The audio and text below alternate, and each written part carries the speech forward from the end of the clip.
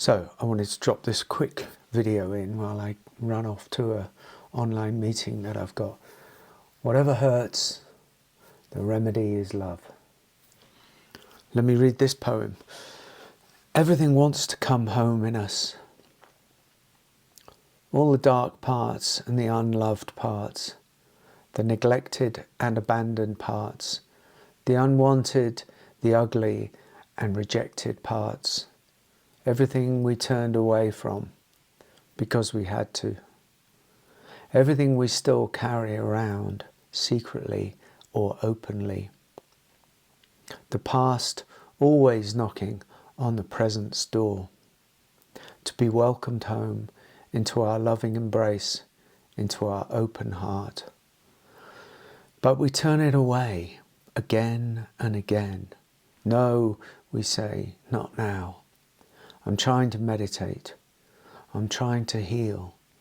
I'm trying to be spiritual. I'm trying to be happy or loving, or I'm trying to hold on to my stories because I'm afraid of who I will be if I let them all go.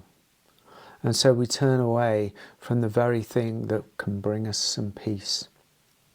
Open so wide, everything gets to come home. Just that one thing can change absolutely everything. And that's what I'm pointing to. You know, whatever hurts, ultimately the remedy is love. Love is really what I arrived at, I would say. Love is what I denied all my life because it hurt so much. And in some ways, I guess it was easier to push it away. Mainly, in a way, in ignorance, I think. You know, I don't mean that nastily. I just mean I had no idea because I was so riddled with kind of inner pain and lost in the stories of myself that I had no idea that there was a deeper level of love and also a deeper level of consciousness or a deeper level of a deeper way of relating to my own experience and to the world.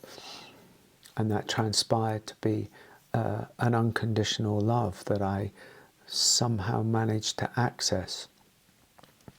Not born of the self, but actually letting go of the self and falling into a deeper divinity, if you like, without wanting to get too religious about it, because I don't think it's got anything to do with religion, in my experience. You know, this is this is not a belief system. It's not something really that's you need to believe in love in order to know it. It's deeper than that. It's when the self and all of its games and all of its strategies and all of its pains and all of its wounds is kind of yielded into something what they might call surrender. It's surrendered. Well, what is surrendering it? Surrender comes from I would say, you could call it consciousness, you could call it awareness, you could call it the divine, you could call it the God within, you could call it the beloved, one could call it openness. We have a great capacity for openness. Openness is unconditional love manifesting, and that's ultimately what we arrive at. It's what we need to not need to, but that's where everything leads. That's where everything leads. So, all of the pain, all of the hurt, all the grievances, all of the lack of forgiveness that we carry. This is a severe lack of forgiveness that we carry around, that the self carries, and it hinges a lot of its reality or a lot of its life force on that argument. I can't forgive this, I won't forgive that, I can't forgive them. And these are all aspects of the self, as a way of upholding the self that finds its its place, its root, its control, like I was talking about yesterday. You know, it finds its control in not being able to forgive, because what does forgiveness mean? Really, you know, deeper and deeper. I'm not talking about superficial forgiveness. I'm talking about profound forgiveness.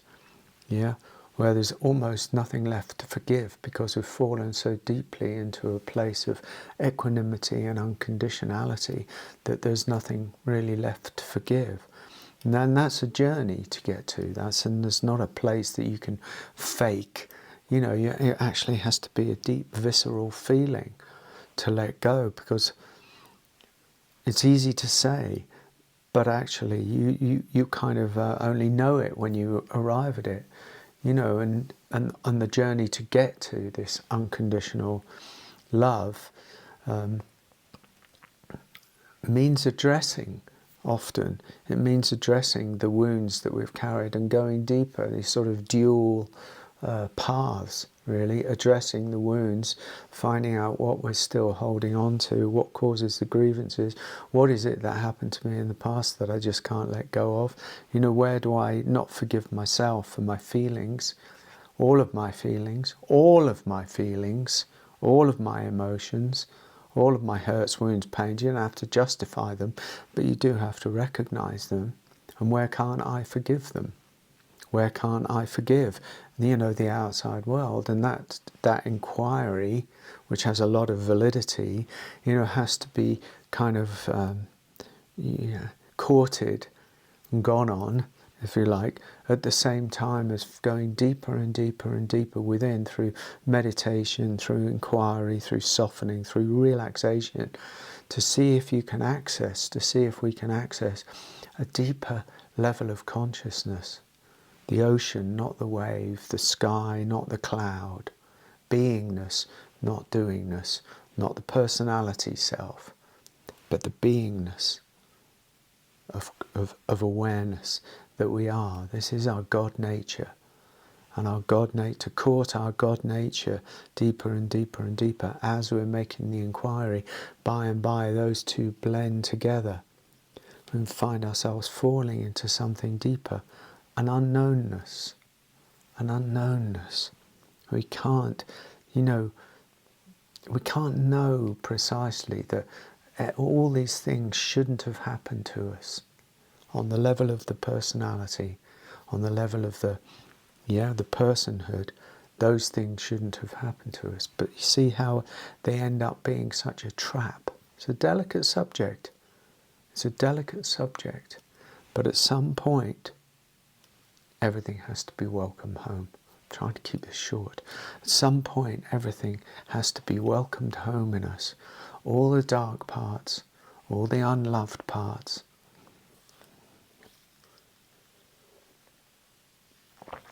Oh man, that coffee I make is so good.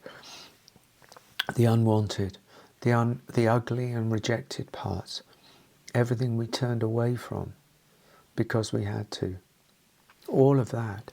And you see, as you open and open and open, you find that the whole world is inside you.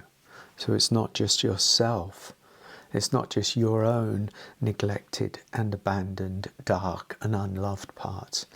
It's the whole of the show, the whole of the world, the ancestral world, the family world.